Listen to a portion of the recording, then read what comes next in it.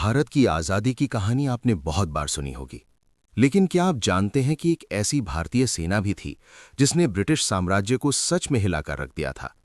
एक ऐसी सेना जिससे अंग्रेज डरने लगे थे, और एक ऐसा नेता जिसका नाम सुनते ही आज भी खून गर्म हो जाता है। वो नाम है सुभाष चंद्र बोस।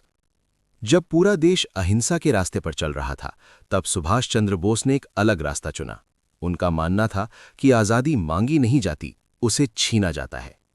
और इसी सोच ने जन्म दिया आज़ाद हिंद फौज को।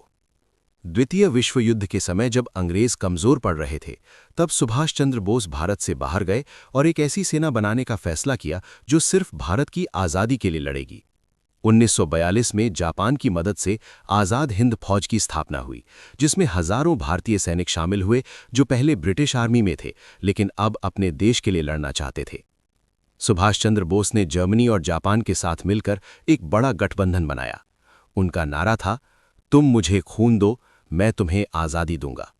उनकी आवाज में ऐसा जादू था कि हजारों लोग उनके साथ जुड़ गए। सिंगापुर में उन्होंने आज़ाद हिंद सरकार की स्थापना की और खुद उसका नेतृत्व संभाला। अब समय था युद्ध का। आज़ाद हिंद फौज ने जापानी सेना के साथ मिलकर भारत की तरफ बढ़ना शुरू किया। 1944 में इम्फाल और कोहिमा की भयंकर लड़ाइयों में उन्होंने हिस्सा लिया। ये लड़ाइयां इतनी खतरनाक थीं कि आज भी इतिहास में उन्हें सबसे कठिन युद्धों में गिना जाता है। आज़ाद हिंद फौज ने बहादुरी से लड़ाई लड़ी और अंग्रेजों को ये दिखा दिया कि भारतीय अब डरने वाले नहीं हैं। हालांकि अंत में आज़ाद हिंद फौज को पीछे हटना पड़ा, लेकिन उनकी हार भी एक जीत साबित हुई, क्योंकि उन्होंने पूरे भारत में आज़ादी की आग जला दी थी। जब युद्ध खत्म हुआ तो अंग्रेजों ने आज़ाद हिंद फौज के सैनिकों पर दिल्ली के लाल किले में मुकदमे चलाए, लेकिन यहां कहानी ने एक बड़ा मोड़ लिया। पूरा भारत इन सैनिकों के समर्थन में खड़ा हो गया। हिंदू, मुस्लिम, सिख सभी एक साथ सड़कों पर उतर आए। ये एक ऐसी एकता थी जिससे अंग्रेज डर गए।